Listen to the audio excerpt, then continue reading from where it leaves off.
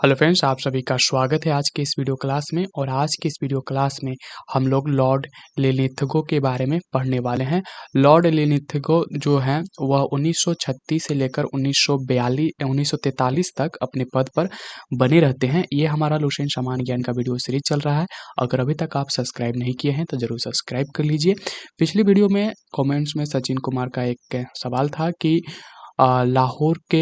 लाहौर में कांग्रेस का अधिवेशन हो रहा था, उस समय कांग्रेस का प्रेसिडेंट कौन था? तो उस समय जवाहरलाल नेहरू प्रेसिडेंट के पद पर थे। ठीक है, नेक्स्ट आगे बढ़ते हैं। इनके समय में पहली बार चुनाव कराया गया, यानी कि लॉर्ड लिनिथगो के समय पहली बार यहाँ पर चुनाव कराया जाता है, चुनाव का आयोजन किया जाता है। और इस चुनाव में कांग्रेस ने 11 में से 8 प्रांतों पर विजय प्राप्त किया। ठीक है, यानी कि 8 प्रांतों पर 11 में से 8 प्रांतों को इन्होंने जीता। वो 8 प्रांत थे बम्बे, मद्रास, बिहार, संयुक्त प्रांत, पांचवा मध्य प्रांत, छठा उड़ीसा और सातवां उत्तर पश्चिम सीमांत प्रांत और असम।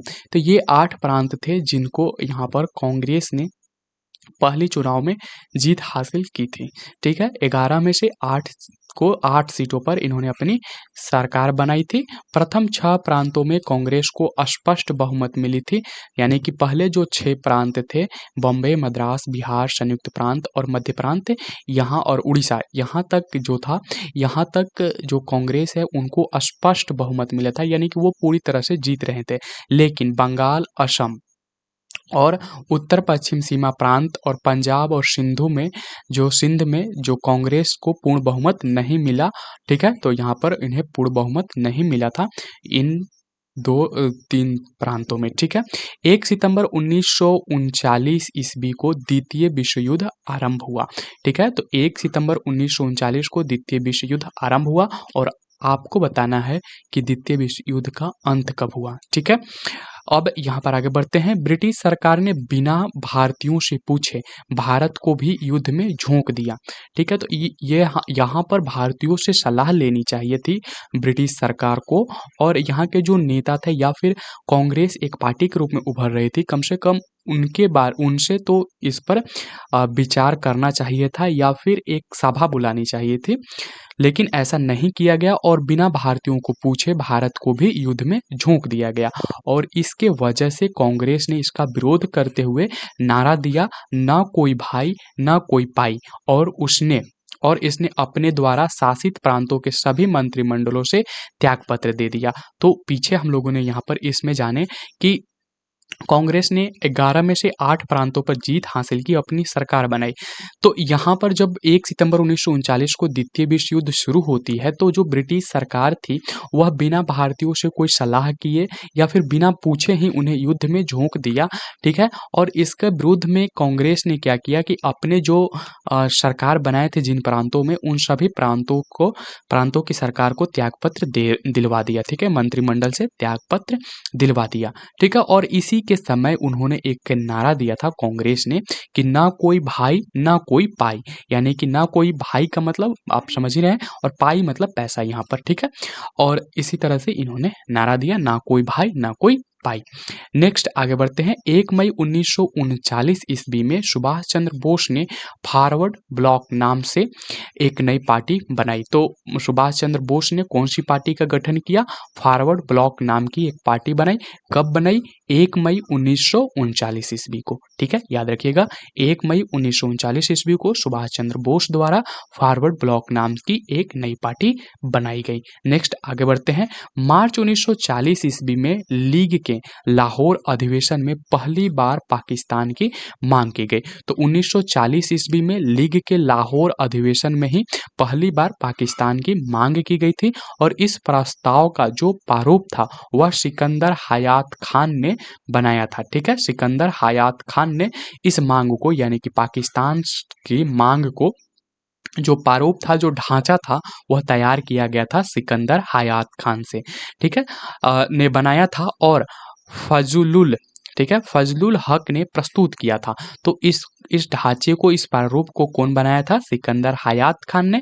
और इसको इस सभा में यानी कि जो लीग के लाहौर अधिवेशन थे, इस अधिवेशन में जो प्रस्तुत किया गया था, जिसके द्वारा, उनका नाम था फजलुल हक। ठीक है, फजलुल हक था।